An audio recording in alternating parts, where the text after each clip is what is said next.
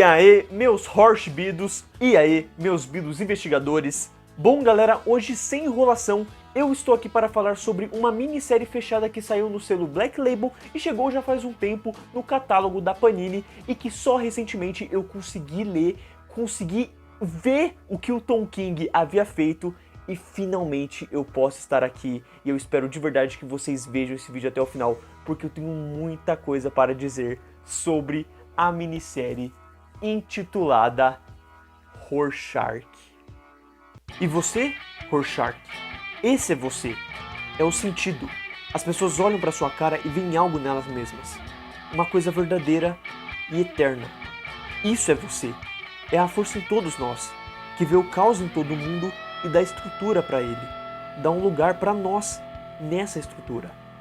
Após a tentativa de assassinato do governador que concorria às eleições de presidente, um investigador é contratado para entender o que aconteceu, principalmente se for para ele descobrir que tudo isso não passa de uma armação de um concorrente das eleições. Falando assim, nem parece uma história de super-heróis, não é mesmo? Então, é porque não é. É melhor do que isso. Aqui, o roteirista Tom King decide nos trazer de volta para o universo de Watchmen para uma trama detetivesca que faz jus ao seu personagem título e ao universo em que se encontra. Pois, de início, um homem vestido de Rorschach decidiu cometer um ato terrorista tentando matar um possível futuro presidente. Entretanto, ao falhar, leva um detetive particular a buscar entender como isso aconteceu, por que isso aconteceu e qual é o fator decisivo para o homem conseguir ter chegado tão perto de concluir a sua missão. Dessa forma, a narrativa viaja de um modo fluido e articulado por edições que se dividem em etapas de uma investigação para entender quem era o homem por trás da máscara, quem eram seus aliados, como ele conseguiu fazer tanta coisa, qual é o motivo da união entre ele e a garota, e por que parece que tem algo além de tudo que já foi descoberto. Então, novas suspeitas vão surgindo, novas dicas do que houve vão sendo descobertas, e conforme você prossegue na leitura, novas peças do quebra-cabeça vão sendo encontradas até se encaixarem para o final. Um final catártico, que não decepciona, e honra cada edição de tal maneira que você sente o prazer de ter acompanhado tudo, pois o autor junta diversas referências que ele poderia ter e faz sua obra-prima.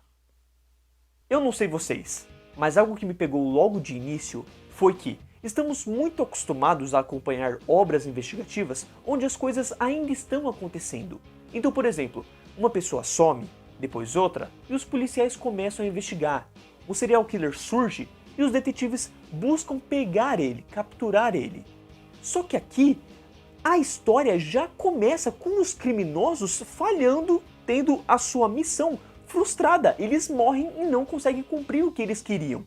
Assim, o que o cara vai descobrir que vai manter a minha atenção para continuar lendo? Tipo, qual é a razão de investigar se tudo já foi resolvido? E é nessa que o Tom King faz o seu Seven, os 7 crimes capitais. Tanto o protagonista quanto os antagonistas são personagens que vão sendo trabalhados e destrinchados conforme o volume prossiga por edição, trazendo uma nova parte da investigação acontecendo que explica um pouco do que houve, ao mesmo tempo que exige um pouco da sanidade do detetive, levando você como leitor a não só simpatizar com o cara, mas a começar a compreender o lado dos assassinos, mesmo que soe levemente psicopata.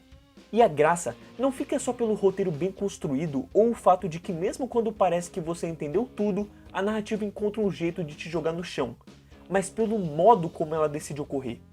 Então, mesmo com um texto gigante, preciso e direto, onde há uma variação de uma página ter muito para ler e outra ter muito para se dizer apenas com a arte, King encontra uma forma atraente de nos prender à investigação em uma conversa cara a cara, em um interrogatório com 3 suspeitos e em uma busca por pistas enquanto discute com os mortos.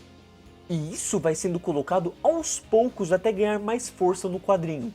Esse lance de que cada vez mais o protagonista está conectado aos mortos, como se tivesse não só entrado na mente deles, mas absorvido uma suposta mensagem que poderiam estar querendo passar.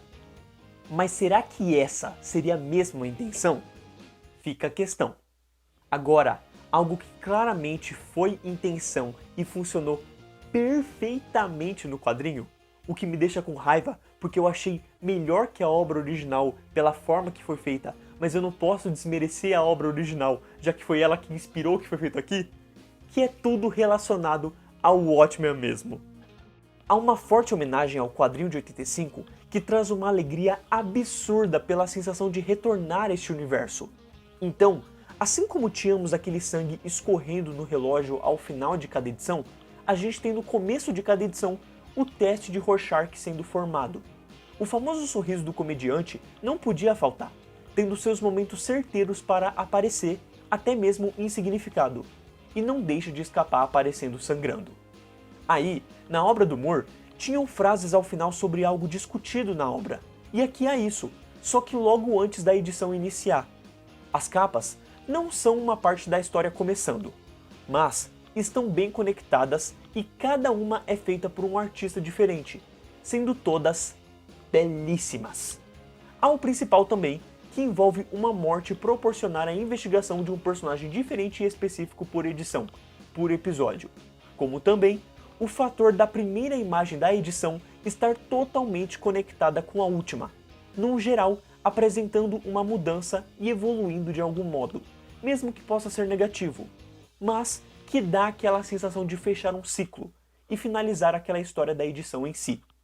O que é um dos pontos altos, mas o que realmente se sobressai aqui, que na minha opinião se sai bem melhor que a obra em que se inspirou, é que aqui também temos um quadrinho lido pelos personagens da obra, mas diferente de Watchmen, aqui se conecta demais com a história principal.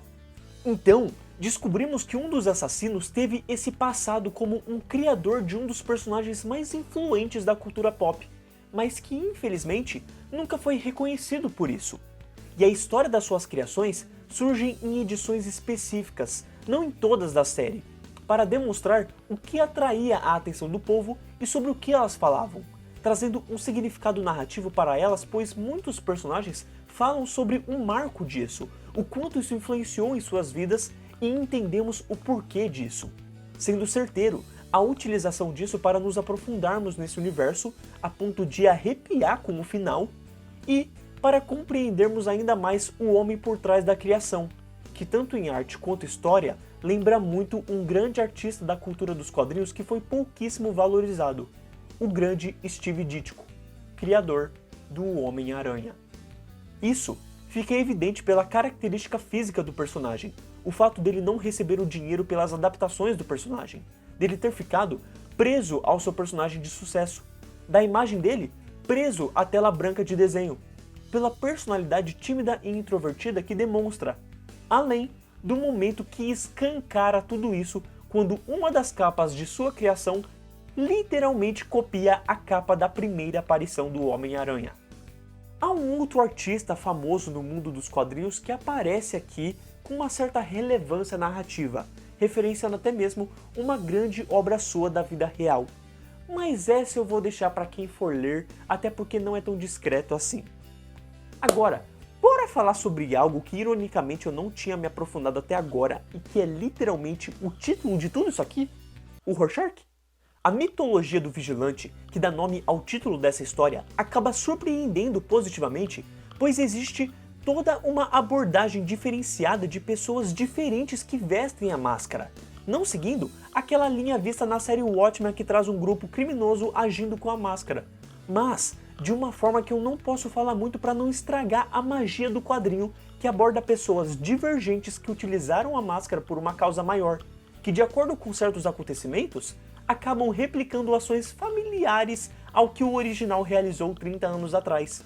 Então, tudo que ele representa segue para diversas possibilidades que são aproveitadas para aprofundar o significado deste personagem que deixou o seu diário como uma última carta antes de morrer. E é nessa que o quadrinho acaba trabalhando o impacto do que vimos em Watchmen anos depois.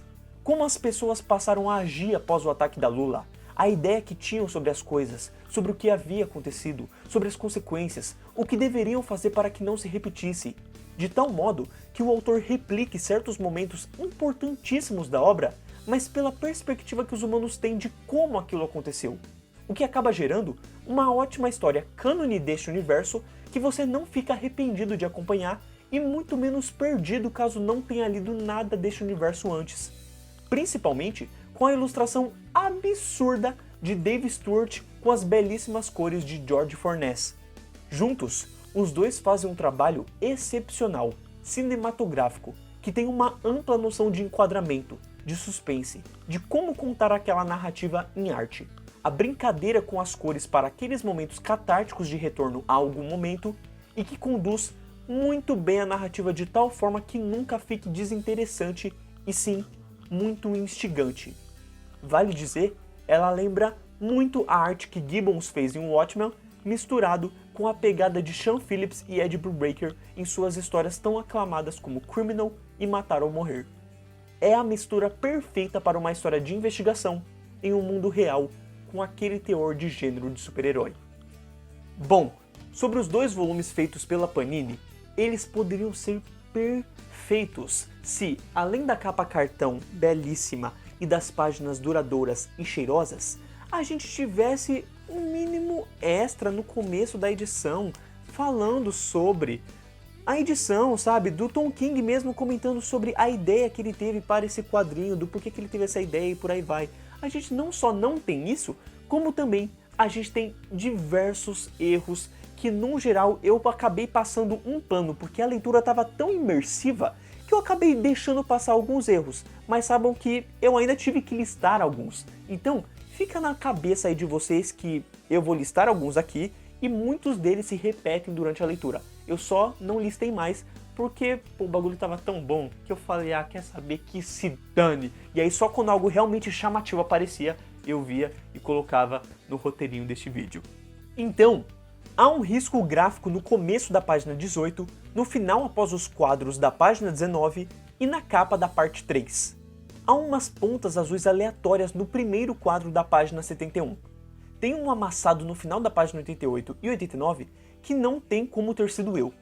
Na página 67 e 99 do volume 2, há um manchado azul no canto superior direito que quase passou despercebido pela minha imersão.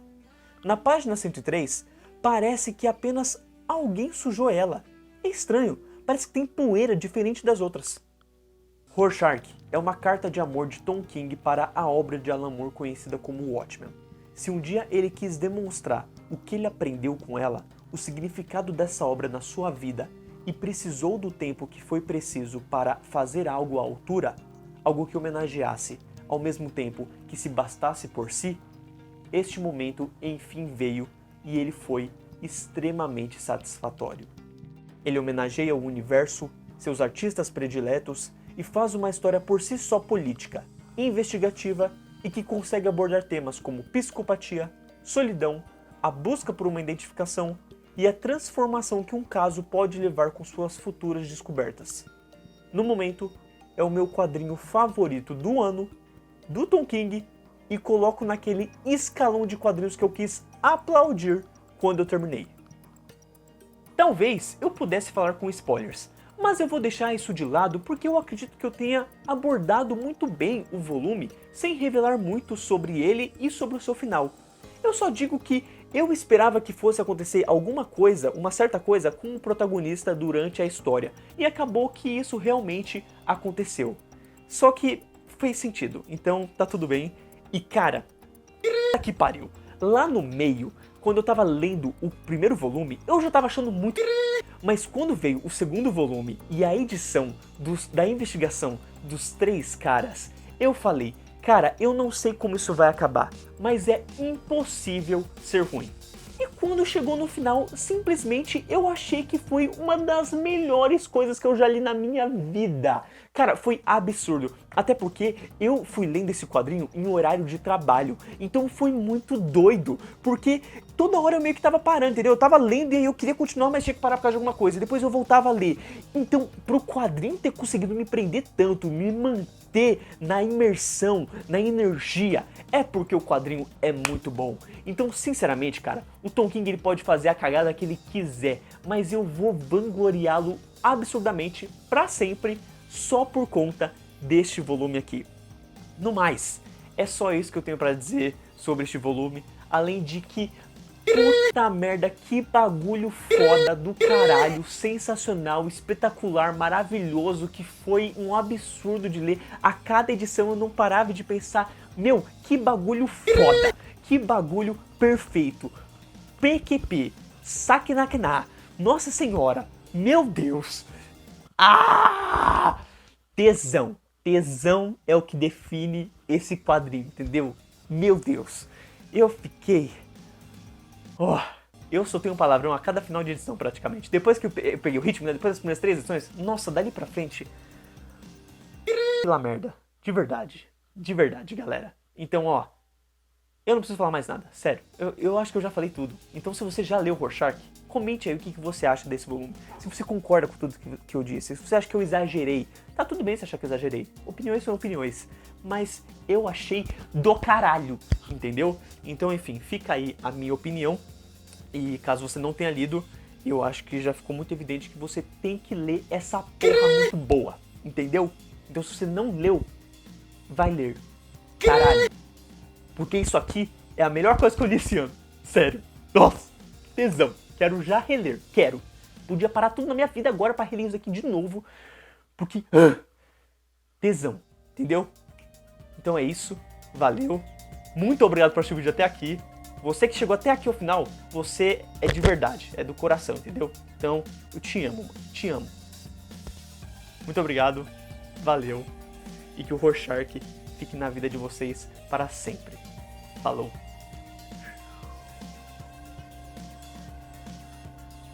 Nem assobio saiu, cara. De tanto palavrão que eu soltei. O assobio não teve fôlego.